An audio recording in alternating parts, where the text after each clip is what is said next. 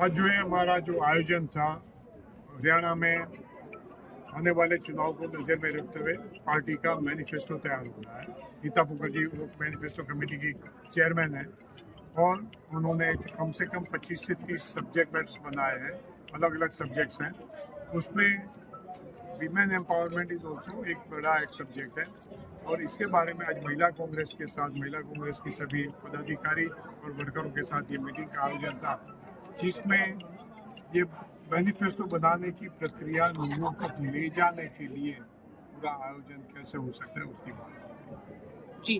जिस तरह से आने वाले चुनाव में लेकर महिलाओं की एक मांग भी है, क्योंकि भारतीय जनता पार्टी ने भी कहीं ना कहीं दावा किया उन्होंने महिलाओं को आरक्षण दिया है, लेकिन चुनाव में कहीं ना कहीं महिलाएं चाहती है उन्हें प्रतिनिधित्व मिले, उन्हें सशक्त किया जाए।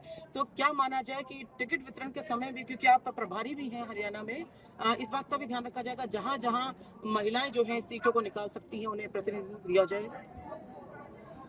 आपकी बात सही है।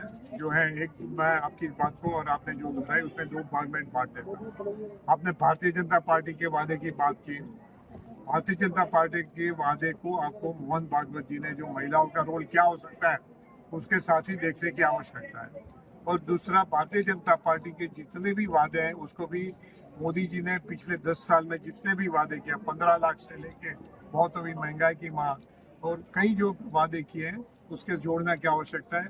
भारतीय जनता पार्टी के लिए जुमलाबाजी एक उसका शस्त्र है। कहते हैं कि मोदी गारंटी, हरियाणा और मध्य प्रदेश में गारंटी दे के आए थे कि 450 रुपये में सिलेंडर देंगे। जैसे ही चुनाव खत्म हो गया सिलेंडर खत्म हो गया। तो ये मैं आपसे निवेदन करूंगा कि भारतीय जनता पार्टी के वादे जो जुमले होते हैं, इसको कांग्रेस का ये सनिष्ठ प्रयास होता है। जो राहुल गांधी जी बार बार जो कहते हैं कि हमारे लिए ये जो चुनावी वायदे हैं वो हमारे लिए गीता है, बाइबल है, कुरान है, उसके जो है बड़ी गंभीरता से हम लागू करना चाहते हैं और उसके लिए लोगों से परामर्श करना चाहते हैं। आपने कहा कि हम महिलाओं को प्राधान्य देंगे कि नहीं देंगे, उसके बारे में मैं आपको जरूर से कहूँगा कि जहाँ जहाँ भी हमको महिलाओं जीत सके ऐसी सक्षम महिलाएं मिलती, थोड़ा बहुत इसमें आगे पीछे भी हो उसको हम प्राधान्य देंगे। काम करने वाली पार्टी की सक्रिय महिला कार्यकर्ता को आगे करें। एक महत्वपूर्ण बात और, 46 सीटों पर लोकसभा चुनाव में कांग्रेस ने अच्छा प्रदर्शन किया, जीत भी हासिल की है। क्या ये भी ध्यान में रखा जाएगा कि जिन जिन जगहों पर कांग्रेस ने अच्छा प्रदर्शन किया है वहां के जो उस वक्त के तत्कालीन जो टिकट के दावेदार हैं या फिर जहां पे एमएलए भी हैं उनको थोड़ी प्राथमिकता दी जाए? क्या इस तरह को भी रखा जाएगा ध्यान में? और 3 जोन में बांटा गया है हरियाणा को, उसमें किस तरह की आगे की रणनीति है? आगे की रणनीति में जो है हमारा तो लक्ष्य वही रहेगा कि सर्वे में जिनका नीचे, सर्वे का मतलब वो होता है कि लोगों के बीच में कौन है। दूसरा, पॉलिटिकल सिस्टम में जो है किसकी स्वीकार्यता वर्करों के बीच में बनती है। तीसरा जो है वहाँ के स्थानीय जो समीकरण होते हैं जो बड़े बड़े लीडर होते हैं उसमें भी कौन कि किसकी स्वीकृतता ज़्यादा है और वहाँ के उनके समाज का भी समीकरण क्या बनता है। वो दैट एस्टैब्लिश को जो है जिसकी जीतने की सबसे ज़्यादा क्षमता है उनको हम आगे करें, तो वो आगे करके उसको आप प्राधान्य देने का हमारा लक्ष्य है। उसमें भी एक जो उदयपुर का हमारा जो रिजोल्यूशन था कि उसमें भी हम जरूर से देखेंगे कि एक सामाजिक समीकरण भी बने, पिछड़ों का समीकरण बने, छत्तीस बिरादरी का समीकरण बने, महिला युवा उनका भी समीकरण बने, वो भी हम जरूर से देखेंगे। नीट को लेकर उस पर भी प्रश्न उठाया कि कांग्रेस तो केवल प्रदर्शन करती है, सिर्फ अपने लिए और चर्चा नहीं चाहती असल में।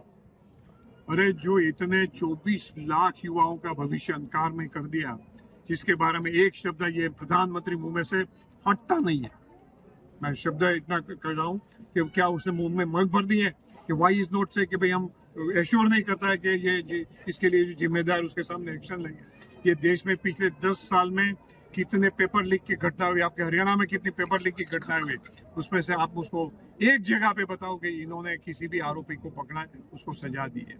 और ये बातें करते हैं कि जो है इसी चर्चा ही करते रहना है, एक्शन करना ही नहीं है। आप जो है कहते हैं कि एक बार राष्ट्रपति का अभिभाषण हो गया तो उसके आभार दर्शन की प्रस्तावना होती है, बीच में कुछ नहीं कर सकते। तो आप इमरजेंसी के मुद्दे पर उसके पर भाषण कर सकते हैं स्पीकर, मगर ये इतने 24 लाख बच्चों के भविष्य का सवाल है उसके बारे में राहुल गांधी जी उसके लिए बात नहीं उठा सकते हैं, उसको टेक्निकलिटी देते। वो तो चाहते हैं कि कोई चर्चा ही न करे और वो जो कह दें आप सब मान लें, जो जुमलाबाजी कर ले उसको आप स्वीकार कर लें। तो इसके सामने तो राहुल गांधी डट के आवाज उठा रहे, पूरा देश आवाज उठा संसद में जिस तरह से राहुल गांधी ने जब इस मुद्दे को उठाया तो माइक उनका बंद कर दिया गया और ओम बिरला द्वारा जो स्पीकर हैं उनके द्वारा जिस तरह से दीपेंद्र हुड्डा के साथ भी जो बातचीत का प्रकरण सामने आया है, आप इसको किस तरह देखते हैं कि कहीं ना कहीं तानाशाही हो रही है या विपक्ष को नीचे दिखाने की कोशिश हो रही है? निश्चित रूप से तानाशाही हो रही है, पिछले 10 साल से कर रहे हैं, मगर ये बार विपक्ष की ताकत ज्यादा है।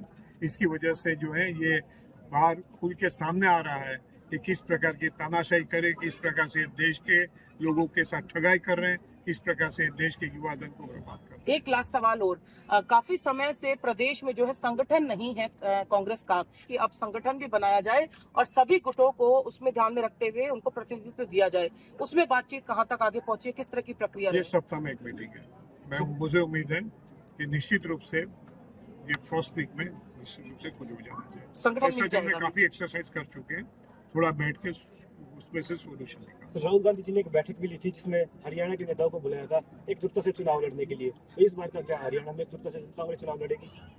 जिस तरह से किरण चौधरी की हम बात करें, उन्होंने भाजपा ज्वाइन कर लिया कांग्रेस में, तो क्या हुआ उससे? एकजुटता से चुनाव लड़ेगी इस बार कांग्रेस? पूरे कांग्रेस पार्टी पूरी एकजुटता से चुनाव लड़ेगी। जो लोग पार्टी की छोड़ के चले जाते हैं, कमजोर हो जाते हैं, इधर उधर टिकट के लिए हाथ लगवाते हैं और जब उसका काम नहीं बनता है तो दूसरी पार्टी की ओर भी नजर दौड़ाते हैं। मैं जो लीडर्स जो होते हैं सालों से कांग्रेस पार्टी के साथ रहते हैं और फिर चले जाते हैं, जरूर से परिवार से किसी भी सदस्य चला जाता है तो उसकी कमी महसूस हम सब करते हैं और ठीक नहीं लगता है।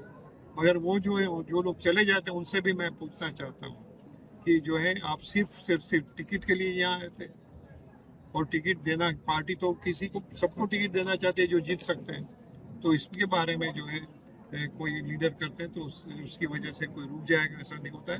मगर इसके साथ साथ पूरी बाकी के जो लोग हैं एकजुटता से लड़ेंगे, जीतेंगे और हरियाणा में हमारी सरकार बनेगी। मैं तो वहाँ तक कहता हूँ कि 75+ है कांग्रेस पार्टी की। लोकसभा चुनाव में 5 सीटों पे कांग्रेस ने जीत हासिल की है, लेकिन जैसे प्रेस कॉन्फ्रेंस की बात करें तो उसमें 4 ही सांसद साथ दिखाई देते हैं।